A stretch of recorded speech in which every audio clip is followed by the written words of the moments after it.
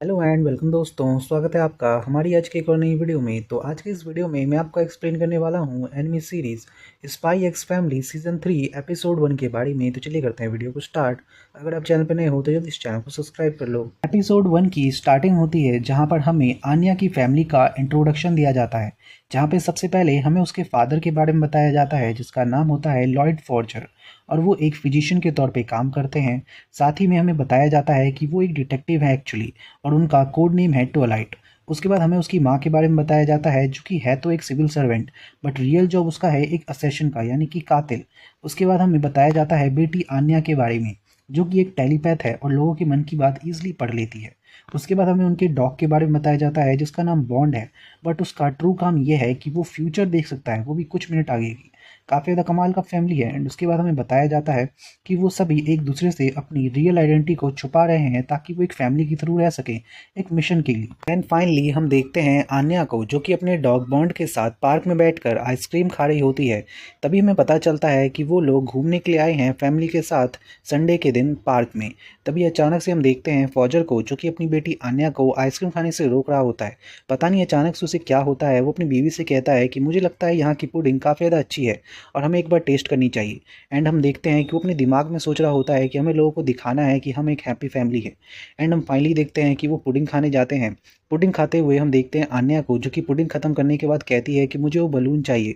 And वो उस balloon वाले के पीछे दौड़ने लगती है, बट तभी अचानक से बॉन्ड उसे रोक लेता है। और आन्या बॉन्ड से पूछती है कि क्या हुआ बॉन्ड, एंड वो अपने उसके दिमाग को उसके टेलीपैथिक के इस्तेमाल से पढ़ने लगती है। एंड उसे पता चलता है कि जो बॉन्ड है उसने एक फ्यूचर देखा है, और उसने फ्यूचर में देखा है कि बहुत सारे पेड़ इस पार्क में आके गिर रहे हैं एंड काफ़ी सारे लोग उसके अंदर मर रहे हैं। ये देखकर आन्या का दिमाग एकदम से हैरान हो जाता है और वो कहती है कि ये क्या हो रहा है। एंड उसके पूरे मुंह पे एकदम अजीब सा ही पॉस्चर होता है। एंड अचानक से हम देखते हैं कि वो सोचती है कि मुझे यहाँ से जाना होगा, बट तभी अचानक से वो वहाँ पर एक आदमी को देखती है जो कि बाहर से खड़े होकर काफ़ी बुरे तरीके से लोगों को देख रहा होता है। उसकी आंखों पे काफ़ी झुर्रियाँ होती है और वो कह रहा होता है कि मुझे यहाँ पर काम करना पड़ रहा है और इन लोगों को देखो यहाँ पे कितने मज़े कर रहे हैं, मुझे बिल्कुल भी अच्छा नहीं लग रहा है। एंड फाइनली वो वहाँ से चला जाता है। बट हम आन्या को देखते हैं जो कि सोच रही होती है कि क्या यही है वो आदमी जो ये सब करने वाला है। एंड तभी अचानक से वो कहती है कि मुझे यहाँ से जाना होगा। एंड वो अपनी फैमिली से कहती है कि मुझे अपने फादर को ये बताना भी होगा कि यहाँ पे कुछ अजीब सा होने वाला है, बट मैंने अगर कुछ कहा तो इन्हें पता चल जाएगा कि मैं टेलीपैथिक का इस्तेमाल कर सकती हूँ। देन वो कहती है कि मुझे घर जाना है।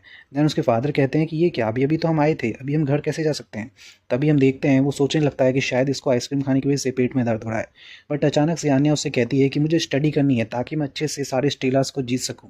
उसकी ये बात सुनकर फाइनली फॉजर समझ जाता है कि ये तो काफ़ी बढ़िया अपॉर्चुनिटी है ताकि हम सारे स्टेलर्स जीत सके और ये फाइनली ड्रामा जो है ख़त्म हो जाए। बट जैसे ही वो ये सोच कर वहाँ से जाने लगते हैं, हम देखते हैं जो आन्या होती है वो रास्ते में चलते हुए आस पास काफ़ी ज़्यादा घूम घूम के देख रही होती है। फॉजर उससे पूछता है कि ये क्या कर रही हो। तभी आन्या बताती है कि उसकी मैम ने कहा है कि वो आसपास देखती रहे ताकि वो कुछ नई चीज़ें सीख सके। एंड हम देखते हैं कि वो रास्ते में जाते हुए जैसे ही उस टैंक को देखती है और उस आदमी को, वो कहती है कि शायद यही है वो। एंड वो फाइनली अपने फादर से पूछती है कि आखिर क्या इस छुट्टी वाले दिन पे संडे को क्या किसी वर्कर को काम से छुट्टी नहीं मिलती है। तभी उसके फादर कहते हैं कि बिल्कुल मिलती है। तभी वो कहते हैं कि फिर वो आदमी ऐसा क्यों दिख रहा है। तभी ये बात सुनकर जैसे ही आन्या के फादर फॉजर उसकी तरफ देखते हैं, वो उसके शरीर को देख के समझ जाते हैं कि ये पक्का कुछ अजीब सा करने वाला है। एंड उसके पोस्टर को देखकर वो कहते हैं कि मुझे लगता है कि मुझे यहाँ पे कुछ पक्का ही एक एक्सीडेंट होने वाला है कुछ समय में। एंड फाइनली हम देखते हैं कि जो वो आदमी होता है वो अपने टैंक के अंदर से ही नीचे गिर जाता है, क्योंकि उसके टैंक के ऊपर एक कपड़ा आके लटक जाता है। एंड वो गिरते ही वो सोचने लगता है कि मुझे इन सबको सज़ा देनी होगी क्योंकि मैं यहाँ पे काम कर रहा हूँ और ये सब यहाँ पे घूम रहे हैं। एंड वो फाइनली उस टैंक के अंदर बैठता है एंड आसपास की चीज़ों को तोड़ने लगता है। एंड उसमें से कुछ टुकड़े जाके आन्या आन्या के ऊपर भी गिरने लगते हैं। बट तभी आन्या के जो फादर और उसकी मॉम होती हैं वो उसको बचा लेते हैं। एंड टॉयलेट जो होता है वो अपनी बीवी से कहता है कि तुम आन्या का ख्याल रखो। एंड वो जल्दी से भागता हुआ सीधा जाता है उसको रोकने के लिए। जैसे वो वहाँ पे पहुँचता है कि वो सोचता है कि पक्का मुझे कुछ ना कुछ तो करना होगा वरना ये कुछ कर देगा।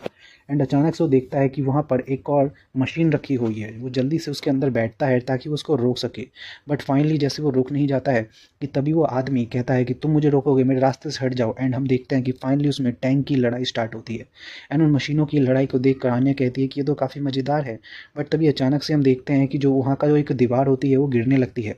ये देखकर वहाँ से एक आदमी गुजर रहा होता है।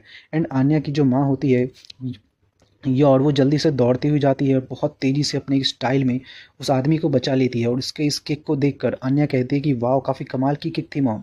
बट वो कहती है कि कोई नहीं, ये तो मैंने एक सर्कस में देखा था, यहाँ से ही मैंने इसकी प्रैक्टिस की। यानी कि अपनी बातों को छुपाती है कि वो एक असेसन है।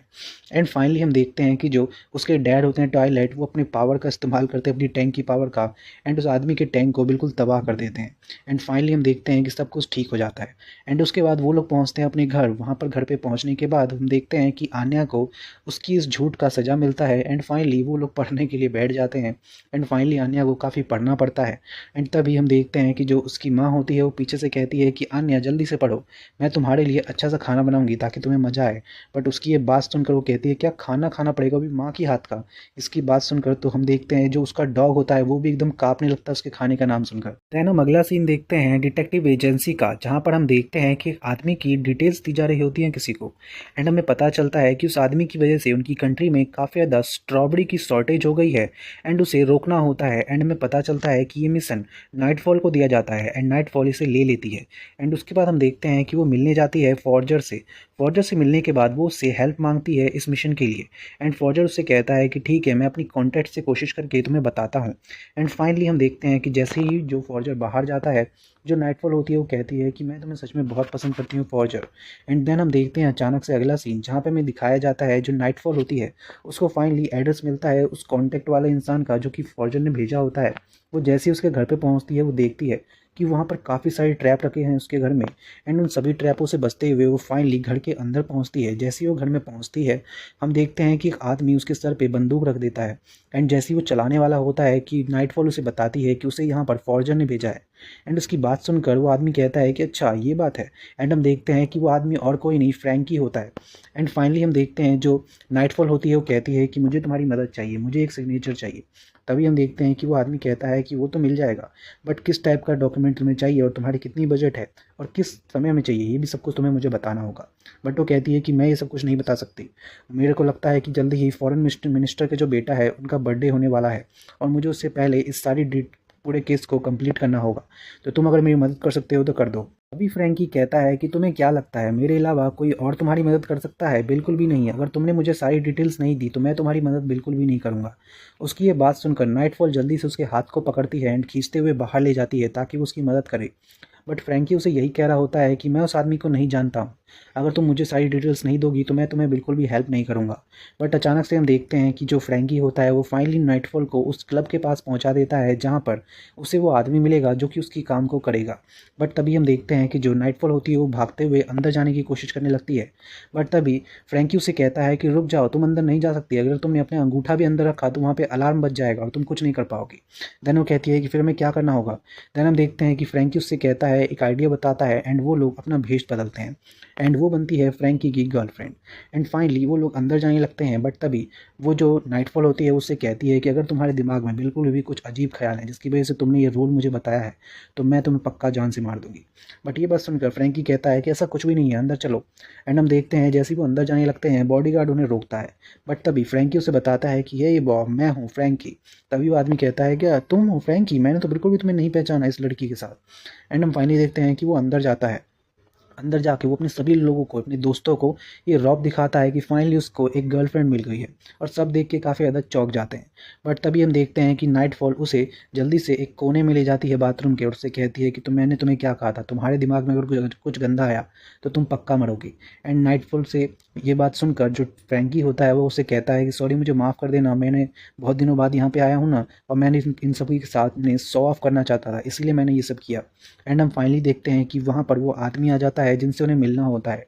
एंड नाइटफॉल उसके पास जाकर उसको एक ऑफ़र देती है और कहती है कि मेरे पास तुम्हारे लिए ऑफ़र है, तुम चाहो तो ये पैसे ले सकते हो और जल्दी से मेरा काम कर दो। बट तभी वो कहता है कि मुझे नहीं लगता कि मैं तुम्हारा काम कर पाऊंगा, क्योंकि मुझे लगा था कि मेरे किसी अच्छे फ्रेंड को यहाँ पे मेरी ज़रूरत है, बट मुझे नहीं लगता कि तुम किसी काम के हो। एंड वो वहाँ से जाने लगता है। बट तभी वो कहता है कि अगर तुम्हारे पास कोई दूसरा ऑफ़र हो तो पक्का तुम मेरे पास वापस आ सकते हो। बट तभी वहाँ पर हम देखते हैं कि पीछे उस पीछे चलते हुए जो नाइटफॉल होती है उससे कह रही होती है कि मैं यहाँ पे उस ऑफ़र के लिए नहीं आई हूँ, बल्कि मुझे लगता है कि दो लोग तुम्हारा पीछा कर रहे हैं। एंड तभी हम देखते हैं कि जो फ्रैंकी होता है वो उससे कहता है कि मुझे लगता है कि ये तुम्हारा ही कस्टमर है जिससे तुम अभी मिलने जा रहे थे। एंड हम देखते हैं कि ये बात सुनकर वो जो आदमी होता है वो वहाँ से भागना स्टार्ट कर देता है। बट तभी उसके सामने एक पुलिस वाला आ जाता है। बट तभी जो नाइटफॉल होती है वो दौड़ते हुए आती है एंड अपनी किक से उस आदमी को दूर भगा देती है। एंड वो आदमी पूछता है कि तुम मेरी मदद आखिर क्यों कर रही हो। तभी वो लड़की उससे कहती है यानी कि नाइटफॉल की उसने हमें भी तुम्हारे साथ देख लिया है इसीलिए। एंड फाइनली वो वहाँ पर काफ़ी सारे पुलिस वालों को अच्छे खासा तरीके से धूल चटा देती है। बट तभी अचानक से हम देखते हैं कि वहाँ पर एक गोली चलती है। एंड हम देखते हैं कि जो फ्रैंकी होता है वो नाइटफॉल को उस गोली से बचा लेता है। बट वो कहती है कि मुझे तुम्हारी कोई ज़रूरत नहीं थी, मैं खुद भी बच सकती थी। एंड फाइनली हम देखते हैं कि जो वो आदमी होता है वो कहता है कि चलो ठीक है, मैं तुम्हारी मदद करने के लिए तैयार हूँ। एंड फाइनली हम फ्रैंकी को देखते हैं जो कि कहता है कि हमें यहाँ से निकलना होगा और मुझे पता है एक रास्ता टनल का जहाँ पे कोई भी इसका इस्तेमाल नहीं करता है, तो हम वहाँ से जा सकते हैं। एंड वो लोग उस टनल से निकलना स्टार्ट करते हैं। एंड फाइनली हम देखते हैं अगले दिन का सीन जहाँ पर जो नाइटफॉल होती है वो फ्रैंकी के शॉप पे जाती है चुपके से एंड से वो अपना सामान लेने के लिए। एंड फ्रैंकी एक अखबार के नीचे उसको अपना सामान दे देता है और कहता है कि मुझे लगता है 50% एक्स्ट्रा चार्ज लगेगा। एंड हम देखते हैं जो नाइटफॉल होती है वो कहती है कि ठीक है और मेरे पास तुम्हारे लिए कुछ और भी काम है अगर तुम करना चाहो तो। बट तभी जो फ्रैंकी होता है वो कहता है कि अच्छा एक बात बताओ, कल रात को जो वो सारे पुलिस वाले आए थे वो तुमने ही भेजे थे ना। हाँ मुझे पता है कि वो तुमने ही भेजे थे। एंड वो उससे कहती है कि ये सब छोड़ो, मैंने तुम्हें क्या कहा कि मेरे पास तुम्हारे लिए कुछ और भी काम है, क्या तुम करना चाहोगे। बट तभी फ्रैंकी कहता है कि सच में तुम्हें लगता है कि मैं तुम्हारे साथ काम करूँगा, अगर मैं तुम्हारे साथ दोबारा काम करूँगा तो मेरे जो बाकी दोस्त हैं वही मुझे छोड़ के चले जाएंगे, तुम जो अभी चला गया। एंड यहीं पर एपिसोड खत्म हो जाता है। So thank you so much for watching this video.